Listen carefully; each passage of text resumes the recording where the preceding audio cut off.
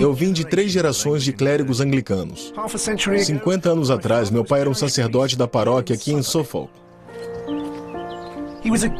Ele foi um bom sacerdote com muita fé, muito amado por sua congregação. Minha família viveu numa grande reitoria georgiana, numa colina logo aqui perto. Quando meu pai se aposentou, a igreja vendeu a casa. E agora o padre vive em outra cidade, e uma sacerdotisa assumiu o local. E isto teria surpreendido meu pai 50 anos atrás.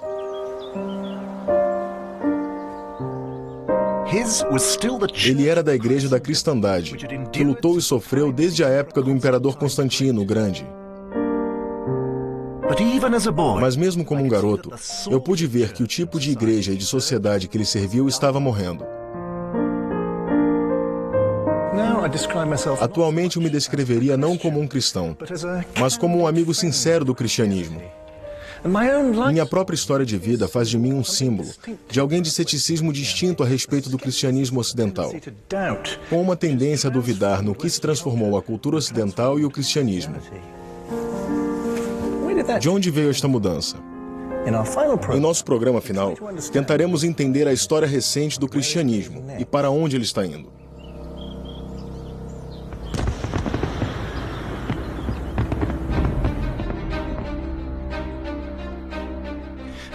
Por 2000 anos, a resposta do cristianismo para as grandes questões da existência tem sido fé em Deus revelado por Jesus Cristo. Isto deu sentido à vida e à morte. Ensinou o certo e o errado. Mas a história recente do cristianismo foi descrita como um mar de fé, vazando diante dos avanços implacáveis da ciência, razão e progresso. Mas é uma história muito mais impressionante, pois a maré da falta de fé, contrariamente, está recuando.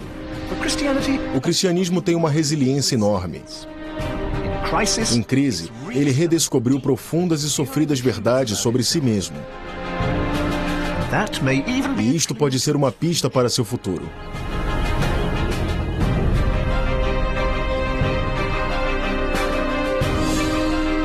Uma história do cristianismo. Deus em questão.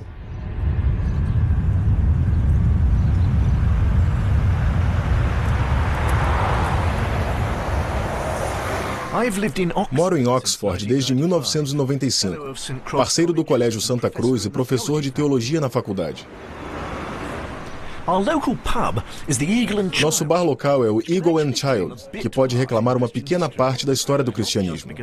E não só porque eu bebo aqui. Na época em que eu estava crescendo em Suffolk, este foi um ponte regular dos escritores C.S. Lewis, J.R.R. Tolkien e seus amigos. Apesar de devotos cristãos, estes escritores estavam se questionando sobre sua fé. Muito obrigado. Quando C.S. Lewis publicou uma coleção de ensaios sobre temas cristãos, ele deu o título de Deus em Questão. Esta é uma boa descrição do modo como a cultura ocidental colocava o Deus cristão na berlinda. Claro que as dúvidas são partes fundamentais da religião. A Bíblia está repleta delas. O Antigo Testamento está cheio de dúvidas, embora em suas histórias os descrentes tendem a sentir a ira de Deus, como Adão e Eva, que duvidaram se era realmente uma má ideia comer o fruto proibido da árvore do conhecimento do bem e do mal. Mas algo estranho aconteceu com a Europa Ocidental. A dúvida vem enfraquecendo a matriz do cristianismo, católico e protestante. Algumas vezes ameaça destruir seu alicerce. Podemos rastrear este ceticismo até o período chamado Iluminismo, quando os europeus ocidentais iniciaram questionamentos sobre o poder dos monarcas, o poder do clero, e, acima de tudo, o poder de Deus. A sabedoria convencional nos leva a acreditar que o iluminismo começou com os pensadores franceses, nos elegantes salões de Paris no século XVIII. Mas vamos ver que foi em Amsterdã, 100 anos antes, que Deus foi colocado em questão pela primeira vez.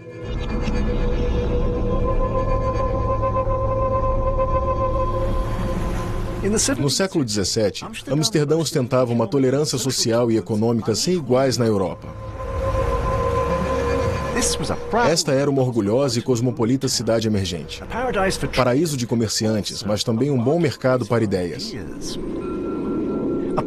Um lugar onde as pessoas buscavam refúgio de perseguições políticas e religiosas. Um jovem e brilhante filósofo que vivia aqui na cidade iria mudar as regras da religião ocidental. Baruch Spinoza pertencia a uma bem estabilizada comunidade de refugiados daqui. Eram judeus sefardistas que foram expulsos de Espanha e Portugal depois da queda dos muçulmanos em Granada, 1492. Esta foi sua sinagoga, no centro de uma vizinhança judaica próspera e tolerada. Podemos sentir o entusiasmo que estas pessoas devem ter sentido quando puderam construí-la como uma comunidade majoritária. Aqui eles eram finalmente livres. Para alguém que veio da Inglaterra, esta construção é agradavelmente familiar. É parecida com uma das paróquias que Sir Christopher Wren estava construindo em Londres ao mesmo tempo em 1670. Temos todos os elementos, as galerias, o escurecimento na madeira, a caiação, aquelas janelas claras com os feixos de luz ainda passando por ela, e ainda assim é holandesa. Um toque especial está, eu diria, na areia do piso, para abafar o som conforme as pessoas se acomodavam. Então, para muitos judeus, vir para Amsterdã significava redescobrir as riquezas de suas tradições e construir belas sinagogas como esta. Porém, outros refugiados judeus lembravam seu sofrimento. Eles lembravam da Inquisição espanhola. Para eles, todas as religiões se tornaram apodrecidas pelo mesmo dogmatismo louco, como na Inquisição. Baruch Spinoza se sentia assim. E ele foi tão longe, ao ponto de questionar inclusive a fé. Ele não acreditava em Deus como ser divino, sobrenatural. Nem acreditava na imortalidade da alma, ou na existência de milagres. Ainda assim, o Deus de Spinoza não havia desaparecido completamente do mundo. Para Spinoza, Deus e a natureza eram um. O filósofo era uma figura gentil, cortês e austero, que ganhava vida polindo lentes para óculos. Mas para seus inimigos, ele era um monstro maligno. Em 1656, seu relacionamento com a comunidade judaica de Amsterdã chegou a um ponto crucial. Ele recusou uma oferta de 1000 florins para ficar calado. Aos 24 anos, ele foi expulso da sinagoga de Amsterdã sem possibilidade de volta. Esta é sua ordem de expulsão. Contra Baruch de Spinoza.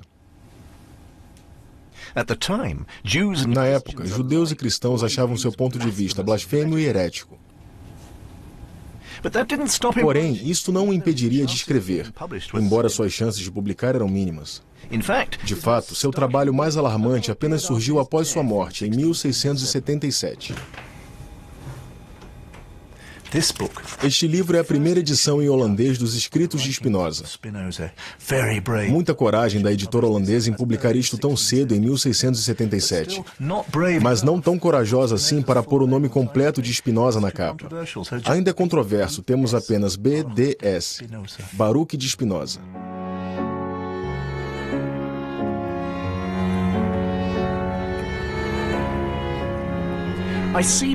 Eu vejo Baruch de Spinoza como o questionador original, aquele que primeiro ousou romper com o passado e questionar se Deus era a resposta.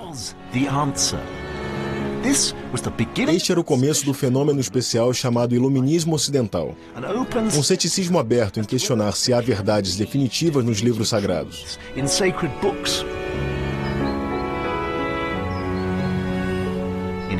Enquanto vivo, Spinoza foi tratado como um excêntrico perigoso. Um contemporâneo seu na Inglaterra também levantou dúvidas fundamentais sobre a natureza de Deus. Mas ele é celebrado como um herói nacional.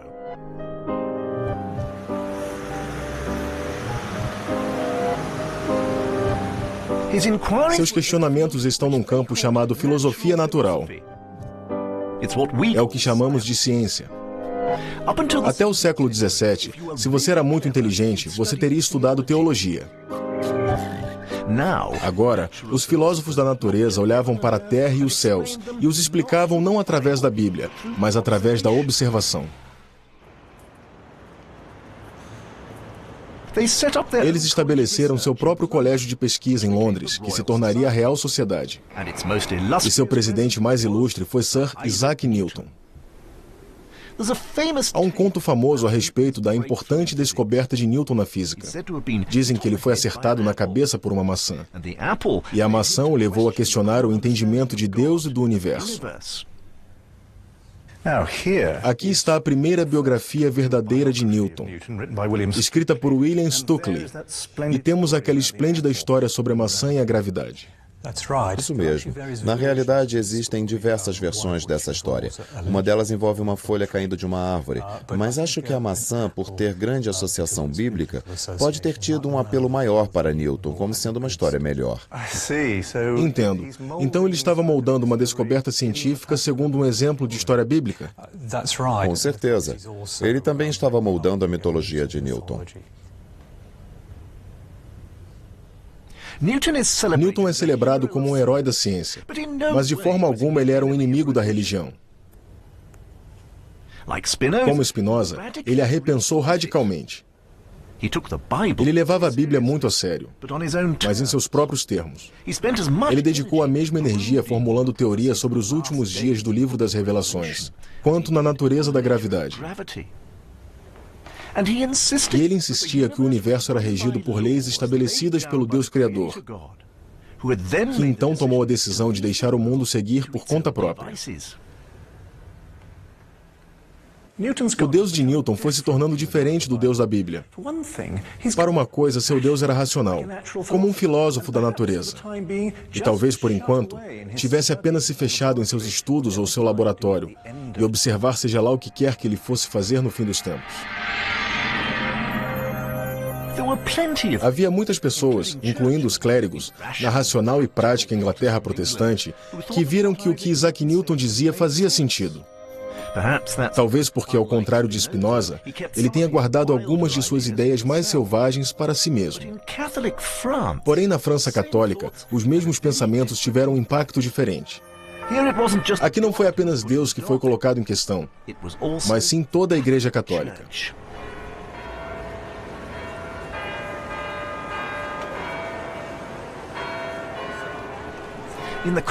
Nas cafeterias de Paris do século XVIII, você conseguiria encontrar um novo tipo de filósofos.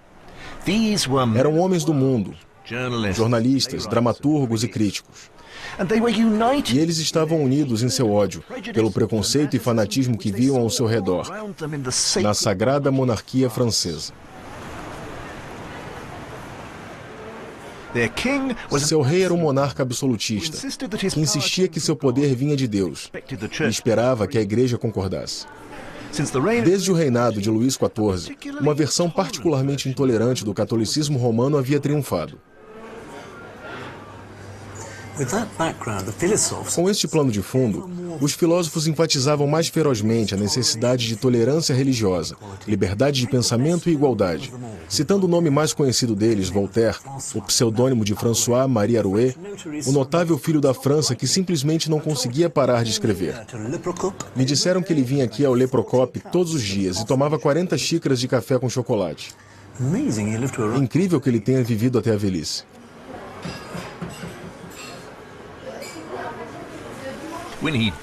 Quando ele morreu em 1778, aos 84 anos, lhe foi negado um funeral cristão. Atualmente, os restos mortais de Voltaire repousam aqui neste mausoléu.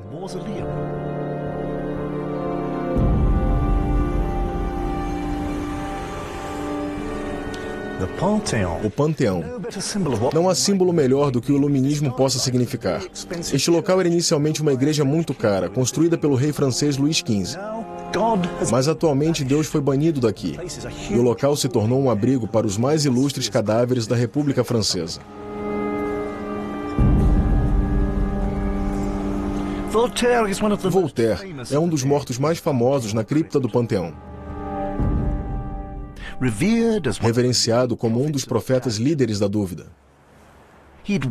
Ele promoveu a guerra contra a Igreja Católica com sabedoria brilhante e selvagem ironia. Ele odiava o que considerava ser autoritarismo, superstição e rigidez dogmática. E além disso, ele atacou a ideia de que Deus era justo. No começo, Voltaire concordava com a ideia de um Deus criador, benevolente, um juiz que tomava decisões sobre a moral humana e justiça. E mesmo aos seus 17 anos, ele dizia: se Deus não existisse, seria necessário inventá-lo. Isto sugere que realmente precisamos de Deus, mas ao mesmo tempo é bastante cínico.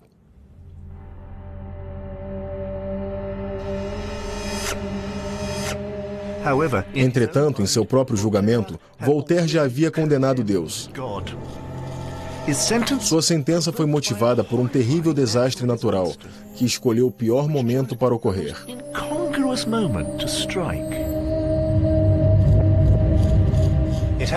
Aconteceu em Lisboa, 1755. Um enorme terremoto atingiu toda a cidade, enquanto a população estava nas igrejas, para um importante festival com velas em todos os cantos. As igrejas foram massacradas e as pessoas queimadas, e logo a cidade foi reduzida a ruínas e incendiada. Aqueles que conseguiram sobreviver buscaram refúgio ao longo do litoral, e foi quando um gigantesco tsunami os atingiu e centenas morreram afogados. Onde estava o Deus amoroso naquele acidente monstruoso?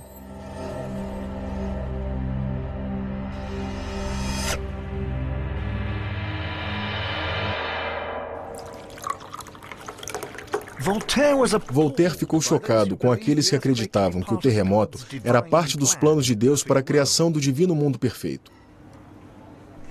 Em resposta, ele escreveu um romance fortemente satírico, Cândido. Cândido era um tolo inocente, que é o que seu nome significa. Seu tutor é o otimista sem causa Dr. Pangloss, cujo bordão é: tudo vai pelo melhor, no melhor dos mundos possíveis. A história termina com Cândido percebendo o quanto Pangloss estava errado.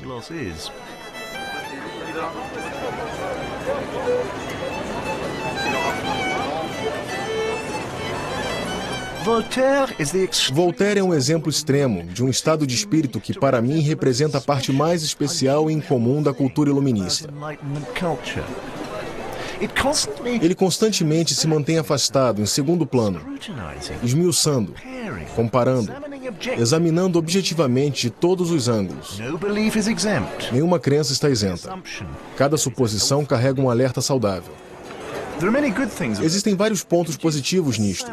Pode produzir um ceticismo sóbrio, saudável, e gera uma autoconfiança que fez a civilização ocidental uma das mais dinâmicas da história.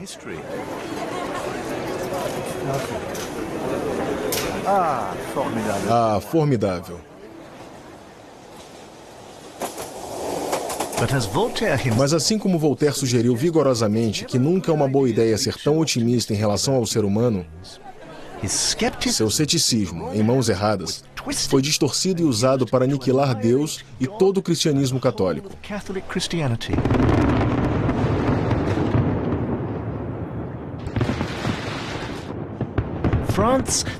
A França celebra seu mais icônico momento de sua história no 14 de julho. Neste dia, em 1789, a queda da Bastilha marcou o início da Revolução Francesa. Por toda a Europa havia entusiasmo com as notícias da Revolução. Felicidade foi estar vivo naquele alvorecer. Foi como William Wordsworth lembrou-se ao falar de sua juventude. Você seria perdoado em 1789 por achar que os ideais do iluminismo tivessem se realizado. Liberdade, igualdade e fraternidade eram alcançáveis.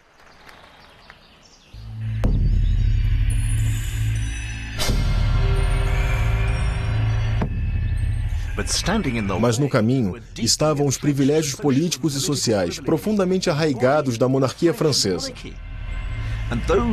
apoiados num passado de 1500 anos de aristocracia, mas também na Igreja Católica.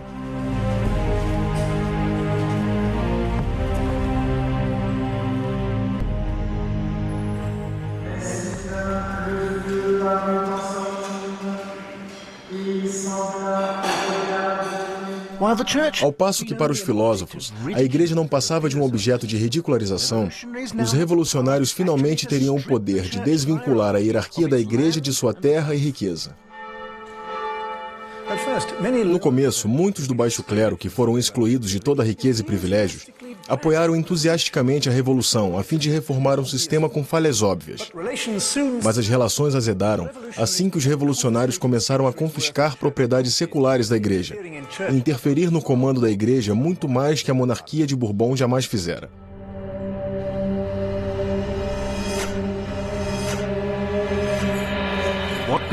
O que começou como um fim aos privilégios, rapidamente se degenerou.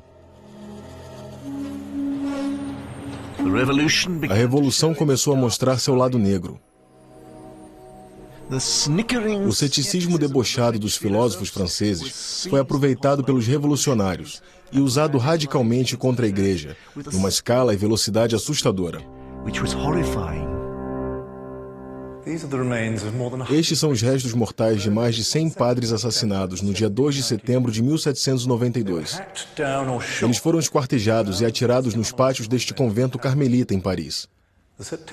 Os massacres de setembro se espalhavam, e ao longo dos próximos anos, milhares de católicos foram mortos por resistir à revolução em nome de sua fé.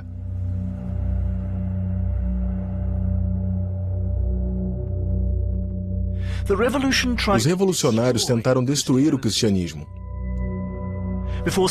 Antes de 1789, haviam em torno de 40 mil paróquias francesas celebrando a missa. Em 1794, apenas 150 restavam. O exército francês sitiou Roma e prendeu o Papa Pio VI.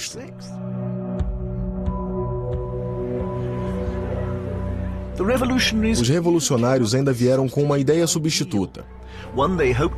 Uma que eles esperavam que pudesse inspirar pessoas a morrer pela revolução, da mesma forma que estes sacerdotes morriam por Cristo. Esta nova causa era liberdade, igualdade e fraternidade, e se tornou uma nova religião, uma seleção e mistura das antigas Grécia e Roma. Num palco em Notre-Dame, uma atriz posou como a deusa da razão. Ela não durou muito. Era a derrota do racionalismo.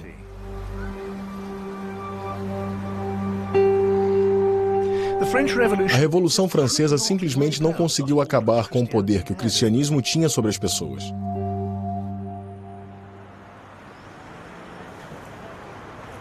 Em 1799, Napoleão Bonaparte tomou a República Francesa num golpe de Estado.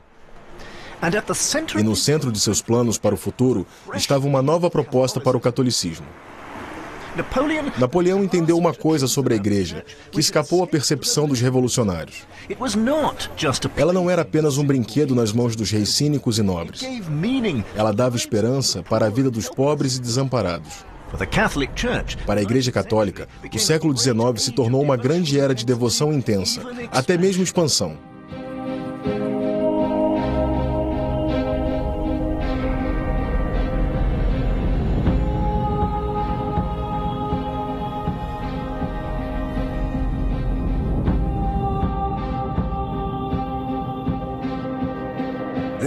Esta catedral em Bolonha foi totalmente destruída na Revolução. Ela foi lentamente reconstruída ao estilo barroco e fizeram com que seu domo fosse o mais alto do mundo depois da Igreja de São Pedro em Roma.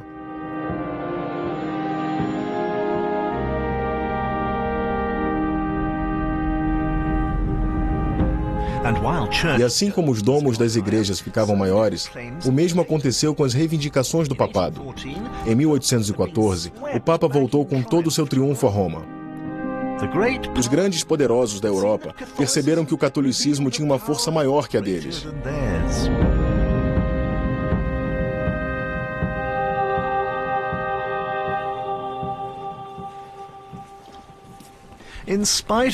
E apesar do iluminismo e da revolução, a Igreja Católica reemergiu mais forte do que nunca. Estes são monges beneditinos de Saint-Vandrille, na Normandia. Mais tarde, no século XIX, eles voltaram para seus monastérios, profanados durante a Revolução. As igrejas destruídas. Mas aqui estão, vivendo a mesma vida medieval dos monges antes deles. Só que agora, eles fazem cultos num celeiro adaptado. Você sente que isto é uma vitória sobre a Revolução Francesa? Não sei se deveríamos estar falando de vitória sobre a Revolução Francesa, mas acho que conseguimos superar o trauma que afetou tanto a Igreja quanto o Estado. A França moderna está internamente dividida. E acho que todos os franceses estão divididos internamente, apesar de que nem todos percebem. E o que conseguimos foi um caminho para vivermos com o nosso passado. Então temos um final feliz? Quase. Quase. Mas é claro que nunca temos um final feliz definitivo nesta vida.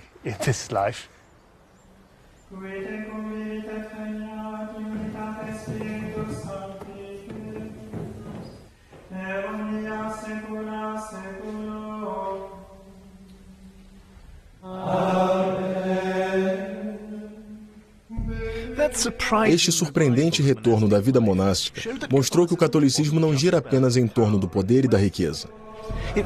Ele também busca crescimento espiritual através da humildade e orações.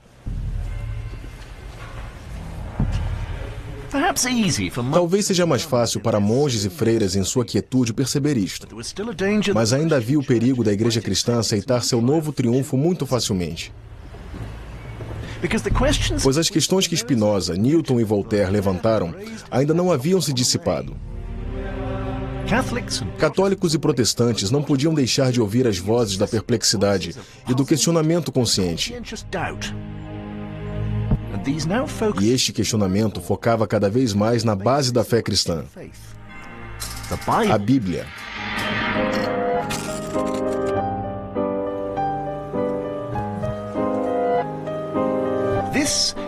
Esta é a pequena cidade medieval de Tübingen, Alemanha. Aqui ocorre um famoso seminário protestante, e teólogos vieram mostrar ao mundo do iluminismo que o cristianismo era verdadeiro. Eles eram analíticos, eles eram céticos. E em 1835, o trabalho de um jovem rapaz, David Friedrich Strauss, voltou os olhos de toda a Europa para Tübingen.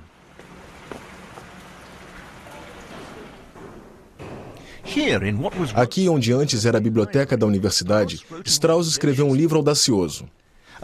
Uma biografia intitulada A Vida de Jesus Examinada Criticamente. O que ele queria provar era que Jesus realmente tinha vivido e pregado, mas o seu Jesus não era o Filho de Deus, mas sim um homem comum.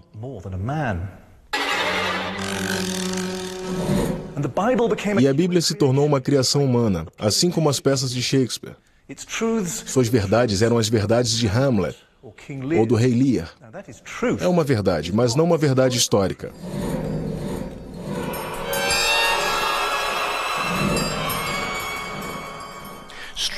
Strauss roubou a divindade de Jesus e negou a autoridade da Bíblia. Era só um livro, em meio a tantos outros. E as narrativas do Novo Testamento eram essencialmente trabalhos de simbolismo teológico. Sem querer, Strauss tinha apunhalado o coração do cristianismo. As ideias de Strauss arruinaram sua carreira. Ele foi destituído de seu cargo aqui de Tübingen, poucas semanas após o lançamento de seu livro. E quando foi chamado para ser professor de teologia na Universidade de Zurique, aconteceram protestos nas ruas, e ele não pôde ser indicado. Não precisamos nos sentir mal por ele, pois ele conseguiu manter seu salário de professor para viver. Mas no fim, ele tinha perdido qualquer senso de verdade no cristianismo, e achava sem sentido a ideia de vida após a morte. Considero Strauss uma das vozes mais fortes dentre aqueles que questionaram o cristianismo tradicional. Porque eu também sou um professor. E lido com centenas de livros todos os anos. Se a verdade sobre Deus estiver baseada no livro e você começar a encarar este livro como qualquer outro, então a verdade está encrencada. Eu também preciso ser persuadido que a Bíblia é um livro diferente. E esta é a principal razão pela qual me considero apenas um amigo sincero do cristianismo.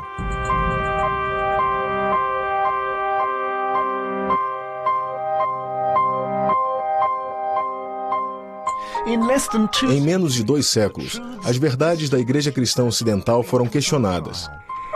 Newton desafiou a ideia de que Deus interfere no mundo. Voltaire, a ideia sobre Deus ser justo. Revolucionários questionando a autoridade da Igreja Católica. E Strauss contra a Bíblia. Mais tarde, Charles Darwin encontrou evidências fósseis que confirmavam estas dúvidas. E ainda assim, o cristianismo não caía.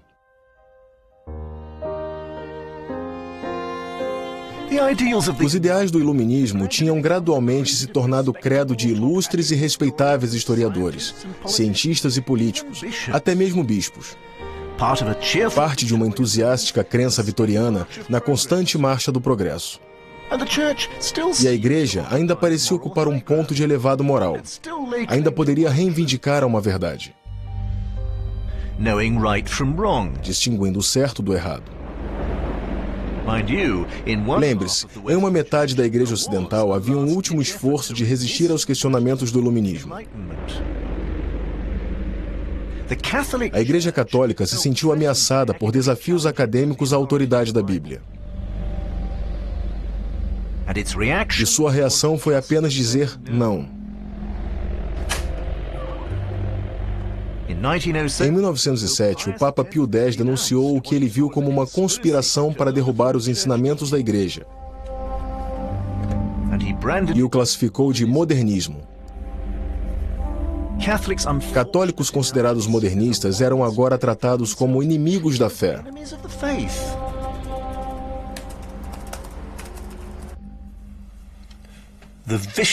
A maldade da campanha oficial contra o modernismo lança uma grande sombra de muita análise católica sobre os novos rumos na doutrina.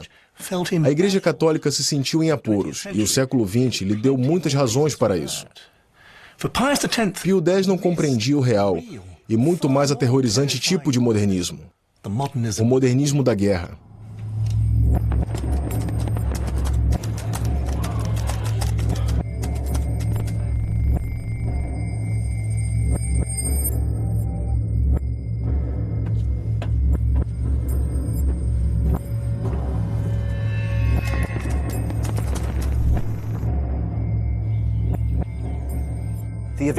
Os acontecimentos do século XX ofuscaram a Revolução Francesa.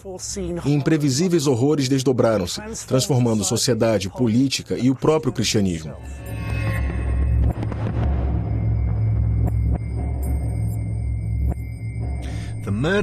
O assassinato do arquiduque Francisco Ferdinando, numa rua de Sarajevo, em junho de 1914, arrastou os impérios da Europa para a primeira verdadeira guerra mundial.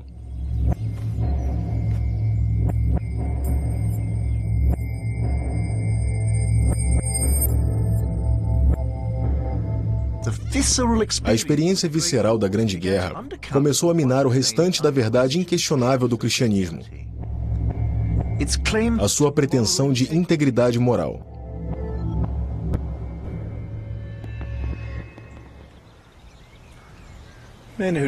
Homens que tinham estado aqui viram horrores que, quando retornaram aos lares, seus familiares simplesmente não conseguiam imaginar.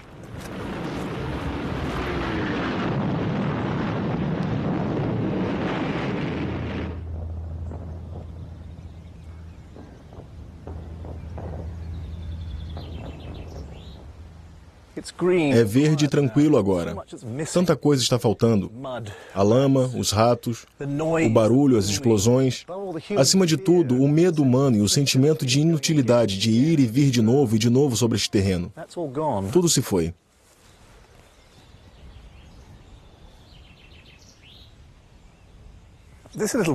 Este pequeno livro é chamado Indo para a Frente de Batalha, o diário de memórias de um soldado. E ele foi publicado pela Missão ao Ar Livre de Londres para todos os soldados. E o que ele faz é tentar associar o cristianismo, Jesus, com a causa inglesa.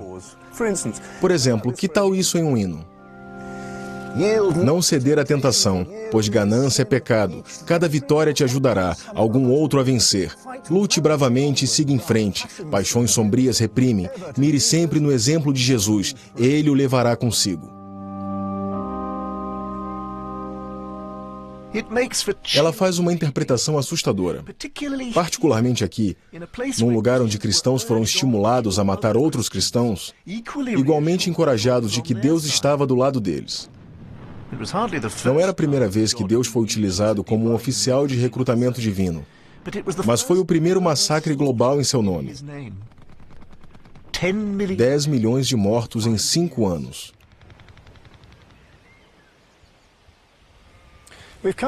Nós viemos aqui para Étaples, porque este é o maior cemitério de guerra do Império Britânico, na França. Aqui tem pessoas da Índia, Austrália, Canadá e África.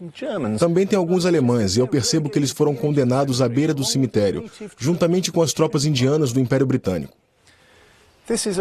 Esta é uma guerra mundial, com suas mortes em uma escala industrial, e não apenas morte nas trincheiras, porque a maioria das pessoas enterradas aqui, na verdade, morreu no hospital. Lentamente, por causa de seus ferimentos.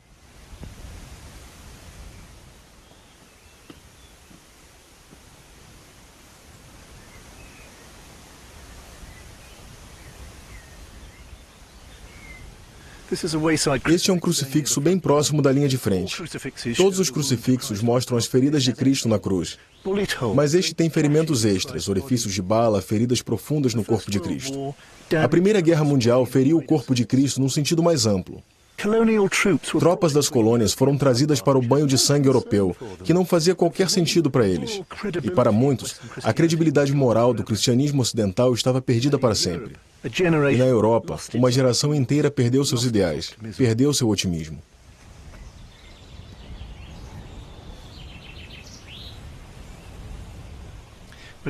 Mas agora o cristianismo estava confrontando um terrível inimigo que, como a Revolução Francesa, ameaçava destruí-lo completamente.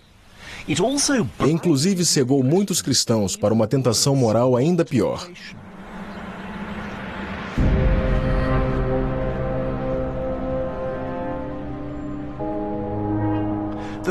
A ameaça veio de outro filho do iluminismo, o socialismo científico.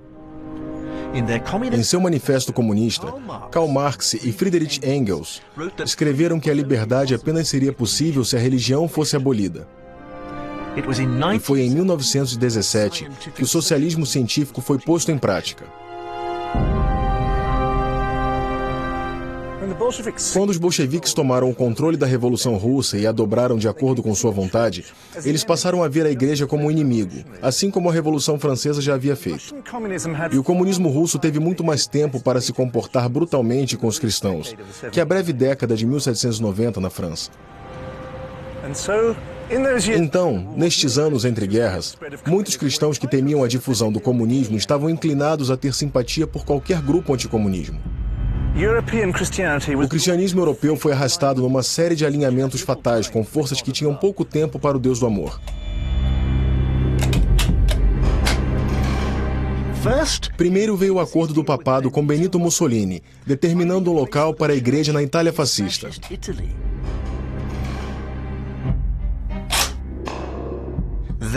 Então, com o brutal líder nacionalista espanhol, o general Franco, que se apresentou como um campeão da Igreja Católica, enquanto seus inimigos republicanos queimavam igrejas e assassinavam sacerdotes.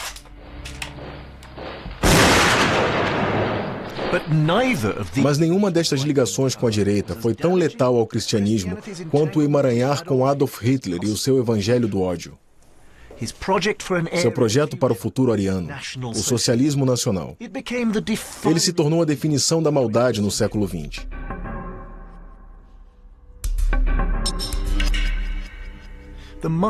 A Igreja Memorial Martinho Lutero, num calmo subúrbio de Berlim, tem uma história desconfortável.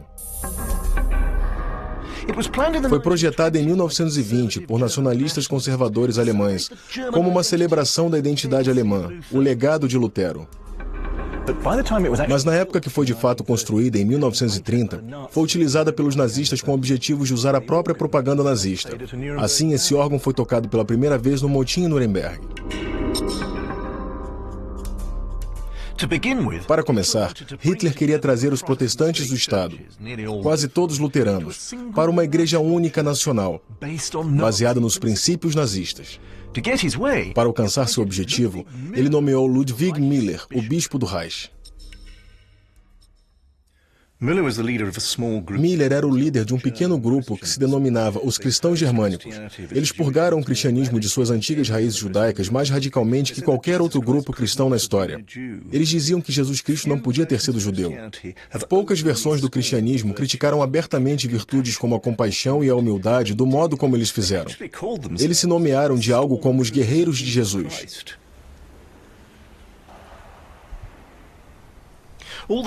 Hoje, todas as suásticas que decoravam a igreja foram removidas, raspadas das esculturas de pedras e apagadas do teto. Mas ainda existem marcas suficientes para lembrar e repreender a colaboração cristã com o nazismo. Mas não devemos esquecer que houve resistência cristã. E por um momento fugaz e passional, veio do próprio papado.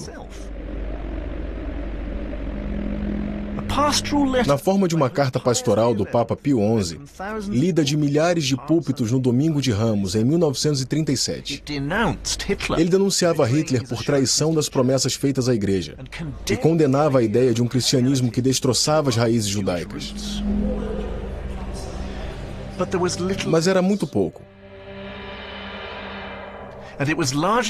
No final, coube a cada cristão alemão se rebelar contra o regime nazista.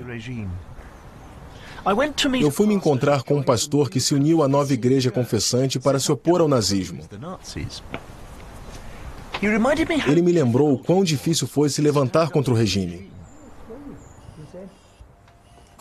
Objeção consciente não era possível. Tivemos um homem que se recusou ao serviço militar e ele foi executado. Então tentei manter minha existência pastoral como um soldado. Então o que te fez capaz de olhar através dessa coisa toda sem sentido enquanto tantos outros não conseguiam? Hitler estava traindo o povo ao falar de modo piedoso. Ele dizia: a providência divina me deu a missão de libertar vocês. E muitos que se diziam cristãos eram também, ao menos politicamente, nazistas. Eles estavam inebriados por sua idolatria e pela personalidade de Hitler. Foi veneração secular. E isto era muito difícil de enfraquecer. Mas isto deve ter sido obviamente perigoso, fazer parte do começo da igreja confessante. Não, você não deve ler a história pelo final. Nós nem imaginávamos o que isso se tornaria.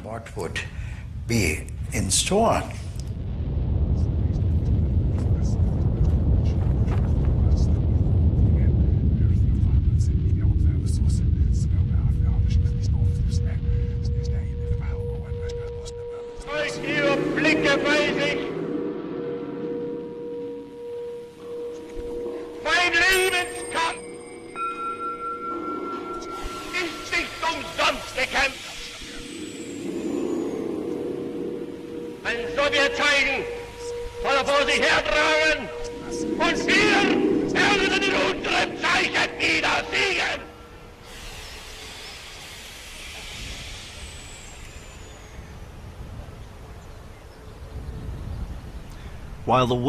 Enquanto o mundo era rasgado em dois, um dos maiores crimes contra a humanidade estava sendo realizado com implacável eficiência por toda a Europa. E deixaria a autoridade moral da Igreja Católica ainda mais comprometida, expondo uma profunda falha no relacionamento histórico dos cristãos com os judeus. Este é Auschwitz-Birkenau, na Polônia, o maior campo de extermínio de Hitler. É um cemitério sem túmulos de mais de 1,5 milhão de pessoas.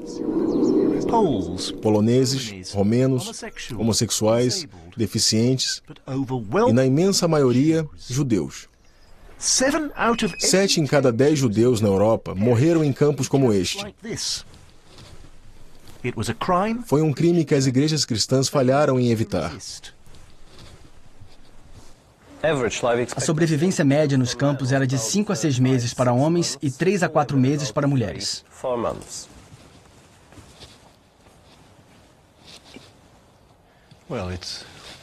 É um local sombrio. Diga-me quantas pessoas cabiam aqui. Bem, calcula-se que 700 prisioneiros viviam em cada alojamento como esse. Oh.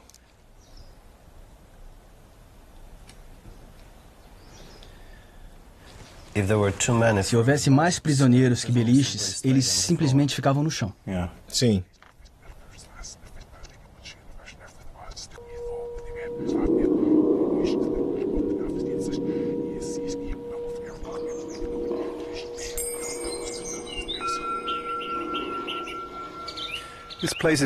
Este local é uma ofensa ao evangelho cristão.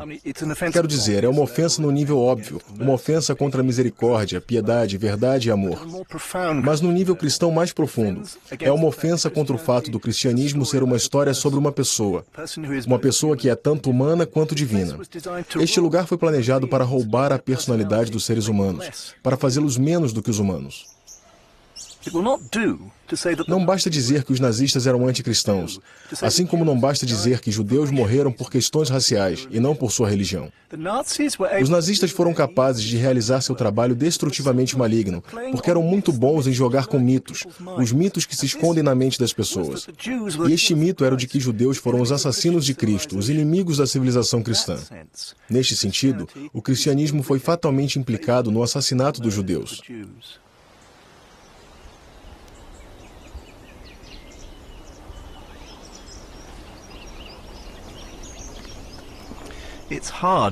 É difícil para mim, como um herdeiro do cristianismo inglês, tolerante e pensador, encarar isto. E sei que muitos cristãos vão discordar de mim e achar minha conclusão ofensiva. Mas aqui estou. Não posso fazer outra coisa.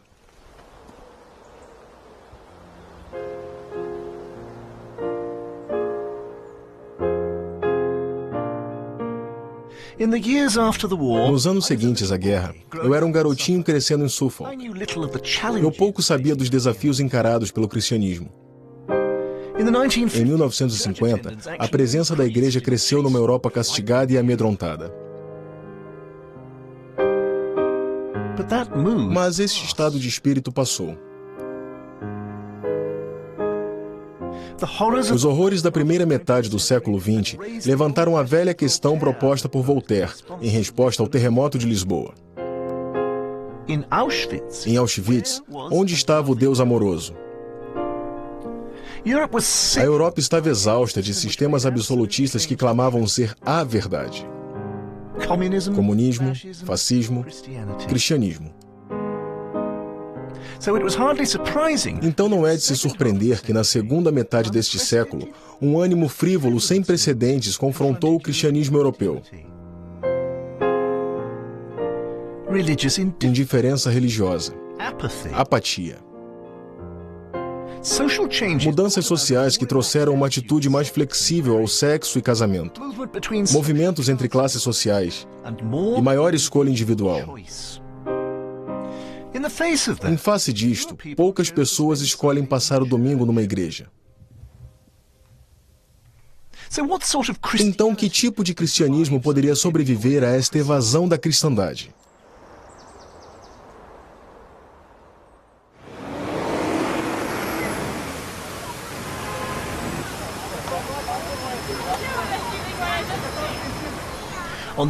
Nos arredores da Praça Trafalgar existe uma paróquia anglicana, e ela diz muito sobre o que aconteceu com o cristianismo nas últimas décadas. Na aparência, a igreja de São Martinho dos Campos é uma igreja do status quo. É a paróquia da família real, do almirantado, do primeiro-ministro. Mas não é por isso que ela é reconhecida internacionalmente. São Martinho quebrou paradigmas ao explorar o que poderia significar ser uma igreja, numa época secular, cética. Historicamente, nunca se esquivou de controvérsia. Então, entre duas guerras mundiais, existiu o pacifismo. A Anistia Internacional foi pensada em um destes bancos. Desde a guerra, a Igreja de São Martinho começou, aqui mesmo em seus porões, uma iniciativa de cuidar dos sem-tetos. De fato, a Igreja tomou a liderança nas questões morais que moldaram os últimos 50 anos. Não há dúvidas de que somos parte do status quo britânico, mas sabemos ser subversivos e enfraquecê-lo também. Estamos ao lado da Embaixada da África do Sul e, a partir do final dos anos 50, a vigília anti-apartheid na Embaixada era apoiada daqui. E é difícil lembrar o quão controverso isso costumava ser. Mas se lembrarmos de Margaret Thatcher falando de Nelson Mandela como um terrorista, mesmo na década de 1980, começamos a entender aquele sentimento. O que nós esperamos é que tenhamos a coragem de abrir novos caminhos e quaisquer erros que possamos cometer sejam feitos em prol de atingirmos a direção certa. Eu acho que o maior teste imposto à Igreja no último meio século tem sido a revolução em compreender gênero, sexo e sexualidade. Esta é a questão que realmente tem cristalizado os 3 séculos de debate desde Spinoza. Como nós, humanos, tomamos decisões morais? Onde podemos encontrar a autoridade para fazê-las? É algo no qual eu tenho pensado com bons olhos. Ser um homem gay no meio dos conflitos da Igreja sobre sexo. E sobre gênero e sexualidade? O que dizer sobre esse problema que tem criado tanta raiva e conflito? Eu acho que isto é algo que está sendo trabalhado não apenas na Igreja. Esta é uma questão para o mundo. E o tamanho do debate sobre a descriminalização da homossexualidade na Inglaterra, o nivelamento da idade de consentimento, tem havido um processo no qual a Igreja, na verdade, não tem se sentido confortável. E a dificuldade para nós é que, eu acho, as Escrituras não dizem nada sobre relações estáveis entre pessoas do mesmo sexo e, portanto, o que está condenado nas Escrituras não é o que estamos lidando agora. Bem, na verdade você está dizendo algo muito chocante, que a Bíblia não tem resposta para uma questão muito importante. Eu acho que a Bíblia tem uma resposta. Não é exatamente a mesma coisa. Eu acredito que a resposta da Bíblia é que o que importa entre os seres humanos é se amarem e terem relacionamentos honestos e tementes a Deus.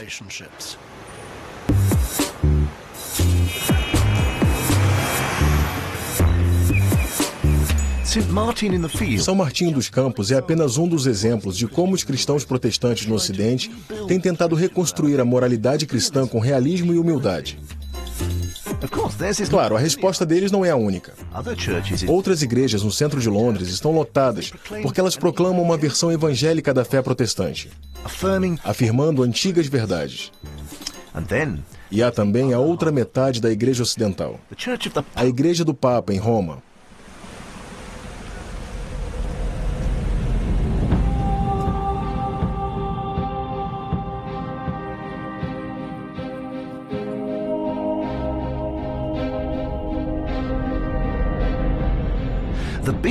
O grande evento católico do século XX foi o Segundo Concílio do Vaticano, no qual o Papa João XXIII convocou Roma inesperadamente, em 1962.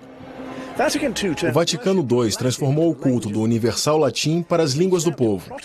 Ele estendeu a mão para os protestantes e os companheiros cristãos ortodoxos, mas também pediu desculpas aos judeus por quase 2 milênios de antissemitismo cristão.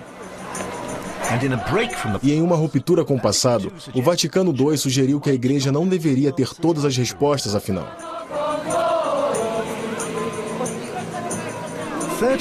30 anos atrás, isso parecia definir o futuro do catolicismo romano. Uma espiral de mudança e uma experiência de fé. Mas em 1978, um polonês se tornou papa, João Paulo II. No Vaticano II, ele tinha consistentemente votado contra todas as decisões importantes. Desde então, tem havido uma luta constante pela alma da Igreja Católica. O instinto do papado tem sido de emitir comandos a partir do topo, para reafirmar velhas certezas num mundo de mudanças. Católicos, tanto quanto protestantes, são divididos sobre as questões feitas por Spinoza há 3 séculos.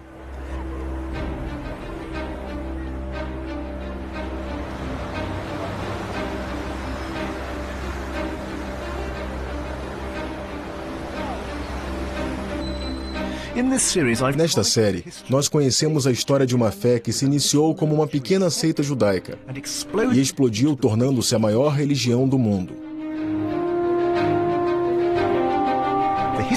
A história do cristianismo tem sido o interminável renascimento de um encontro com Jesus Cristo, o ressuscitado Filho de Deus.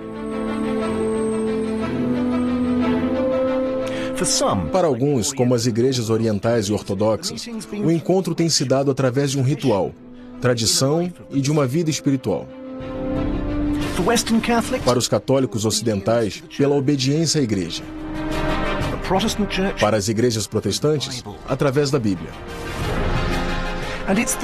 E essa é a variedade que é tão notável na jornada do cristianismo. Ele chega a todos os continentes, adapta-se a novas culturas. Essa é a característica de uma religião mundial. Então, para onde vai o cristianismo no século XXI? Qual será seu futuro? Bem, depende do seu ponto de vista. Em minhas jornadas pela América Latina, África e Ásia, me impressionei com a exuberância da vida cristã. Os pentecostais, em particular, podem nos surpreender. Aliás, eles mesmos podem se surpreender com as descobertas de suas aventuras cristãs.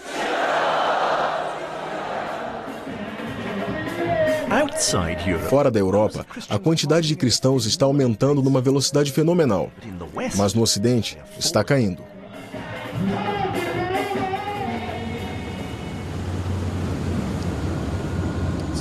Então, o que dizer da igreja daqui, do continente cristão que descobriu primariamente a dúvida? Teria a igreja servido aos seus propósitos aqui no rio Tâmisa? Bem, quando eu era jovem, o Tâmisa em Londres era um rio morto, sem peixes, docas fechadas e com odor podre, sem vida. Mas veja isso agora. Se a história da igreja pode nos ensinar alguma coisa, é que ela tem uma excepcional habilidade de se reinventar em face a novos perigos. O mundo moderno tem muito para desafiar a igreja: ceticismo, liberdade, escolha. Mas a modernidade não pode escapar das antigas perguntas no coração confuso de um ser humano. Questões sobre o certo e o errado, propósito e significado. Um sábio idoso frade dominicano, uma vez, me lembrou as palavras de São Tomás de Aquino. Deus não é a resposta, ele é a pergunta. E enquanto a igreja continuar fazendo essa pergunta, ela nunca morrerá.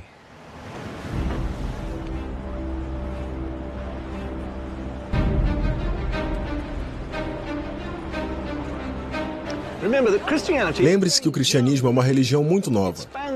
Ela começou há apenas 2000 anos, frente aos 150 mil anos de história humana. Seria espantoso se ela já tivesse revelado todos os seus segredos. Vamos esperar para ver. E é isto que os cristãos têm feito, desde quando se reuniram em Jerusalém, quando o céu se tornou preto, aos pés da cruz no Monte Calvário.